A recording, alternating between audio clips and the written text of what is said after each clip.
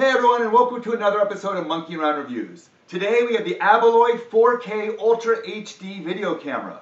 Now if you've been watching our videos, you'll know that I've already reviewed an Aabeloy camera that looks just like this one, but that was a 1080p camera. This one is upgraded to 4K. This thing will shoot in 720p, 1080p, Quad HD, and the full 4K Ultra HD. This camera has an internal microphone as well as an external microphone that is included in the box. It has some infrared lights built into the camera for night vision, as well as built-in Wi-Fi for streaming. And just like the other Aabeloy camera we looked at, this thing, it's recommended for vloggers. I wouldn't recommend it for 100% professional use because it only has digital zoom. It is 16 by digital zoom, but digital only. And it only has autofocus. There's no manual focus built into this camera. So just things to be aware of before you go out and get this camera. So let's go ahead and open it up and see what's inside. So as soon as we open up the camera box, the first thing I see is an HDMI cable. You got a user manual, and then a user manual for the external microphone. Open this up, and there's a whole box of accessories in here. So the first thing that's on top is a stabilizer handle. This thing can open up, and when this attaches to the camera, it's going to give you a way to hold the camera nicely without actually having to hold it this way. I got a USB cable going to a mini USB, an audio cable for the external microphone, battery,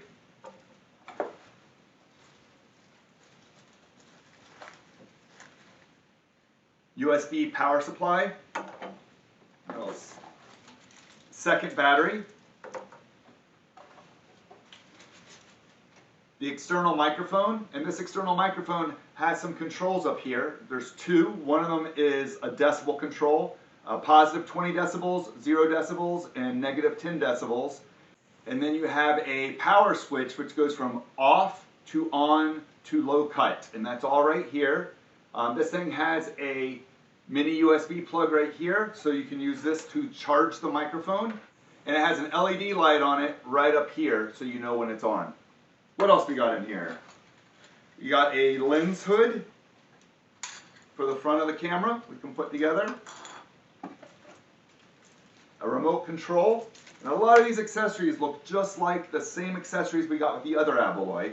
And remember, it's the same form factor for a camera, it just upgraded to 4K. We open up the bag, and here is the camera. And like I said, it feels and looks just like the other one.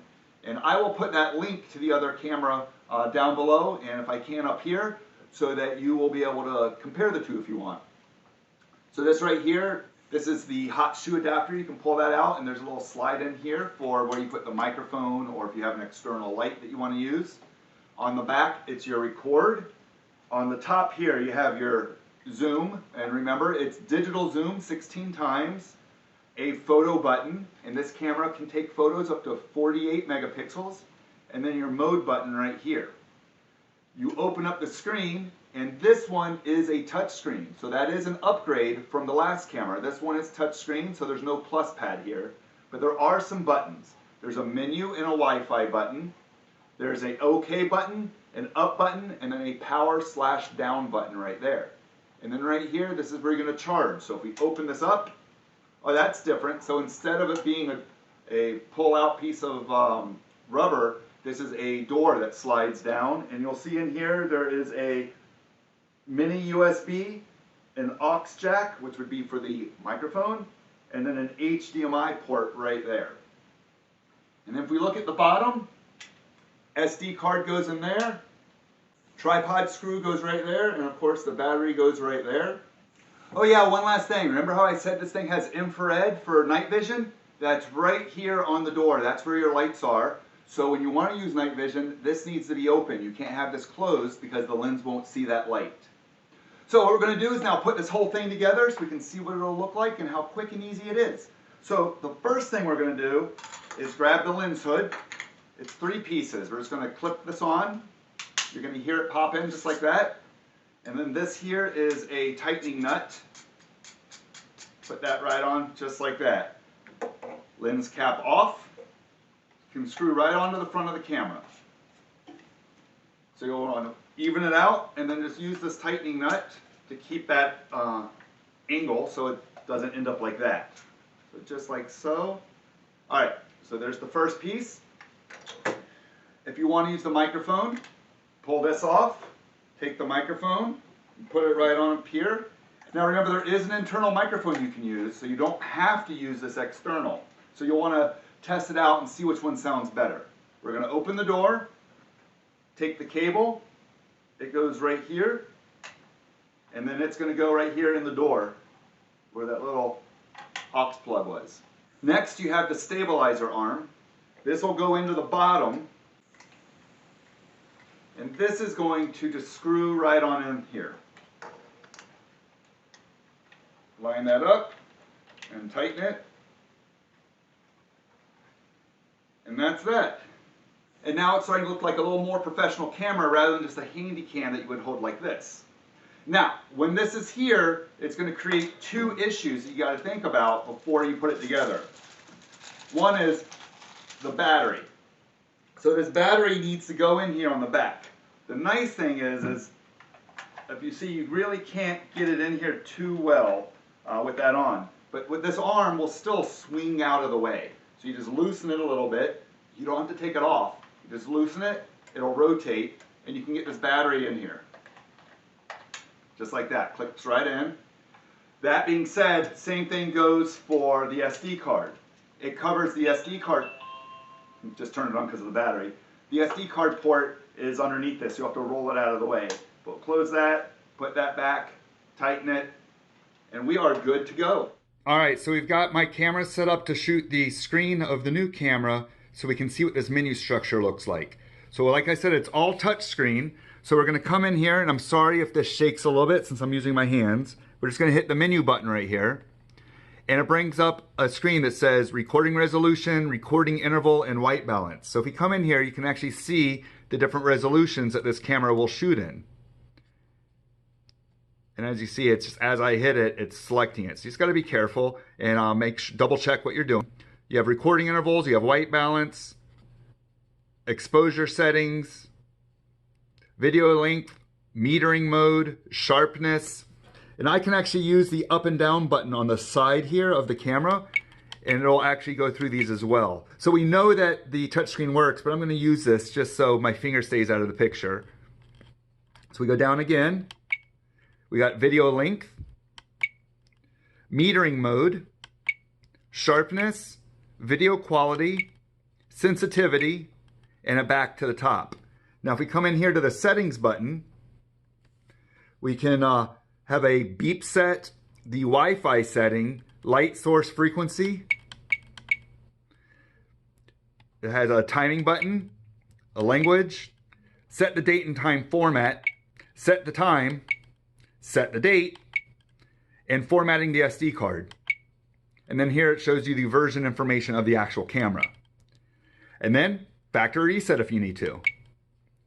And that's it. And you can hit the back button again, and it just takes you back to the recording. Sorry, my light's on, so that's blocking out that side. It just shows your EV and the time that you've got left. I have no SD card in there, so it's showing 0. But also right here on this bottom corner, you see the little play symbol. You can hit that, and it says there's no file, because obviously no SD card, nothing's been recorded. So all the touchscreen features can still be gotten to on the side of the camera where that menu button was, and the up and down and the OK. So if you don't want to touch the screen, everything right here, these buttons right here, do the same thing. So I can hit menu, and it brings up the menu. Now, if we come to the back of the camera, there's that mode button. Let me show you what that does. So if I hit mode, it brings up another selection. And once again, using the touch screen or the side of the camera, you have normal recording, to do a slow recording, a loop recording, a time-lapse recording. So once again, these are some features that the other model of the camera did not have. You can do normal pictures, auto picture, continuous picture, or you can do a timed picture. And if I hit mode again, this takes you to the page where you can actually view your photos and recordings, where obviously I have not used this camera yet, so it's showing 0. and the 4K on the 4K camera. The 4K camera running at 1080p. Zoomed completely in digitally, set to 1080p, recorded at fully zoomed in digitally. So that was just a quick rundown of the new Aabeloy 4K Ultra HD camcorder. Now, if we're doing a comparison between the two, between the old 1080 that I looked at and this one, there are just a few differences, but those differences are really nice, and some of them I'm loving. One, touchscreen. So you don't have your controls here, it's all on here, but it does give you a different menu structure that you're going to have to learn. The biggest thing that I really like is this thing records to MPEG-4, where the other camera I was looking at records to AVI. Now obviously that's not a big issue for a lot of people, but I like editing on a Mac. The AVI files I actually had to go through and convert. So I would go through, convert them over to MPEG-4, and it threw my audio off by 5 frames. So it was just some extra steps I had to go through to be able to edit videos. This one records right to the MPEG-4, so they are ready for me to import into my editing software. So for me, that's a big positive. Another difference is this one has the infrared light here, but does not have a built-in camera light down here. I never use that camera light, but it may be a feature that people have gotten used to. This one does not have that. Some of the things that are the same, obviously it uses the same accessories, the same microphone, same lens hood, and the same battery. Well, kind of. The batteries do fit in both cameras, so I can take the old batteries and put them in here. This one, it says plus after the model number. I don't know what the difference is, but the batteries do work. I tried the battery from the camera that I normally use in here, and it does power it on, and vice versa.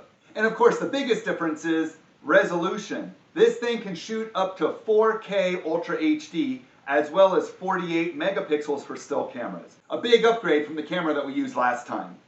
One last thing I wanted to mention after doing all the testing, even though I said that the accessories look all the same and fit on both cameras, the remote controls, even though they look the same, do not control each other. This one controls the 1080p camera, this one controls the 4K camera. They are not interchangeable. So I can't just hit record and they both record, I actually have to hit them both. So once again, this has been Monkey Around Reviews with the Aabeloy 4K Ultra HD video camera. If you've used a video camera like this, I'd love to hear about it in the comments below, and as always, make sure you like and subscribe. Hmm? Hmm.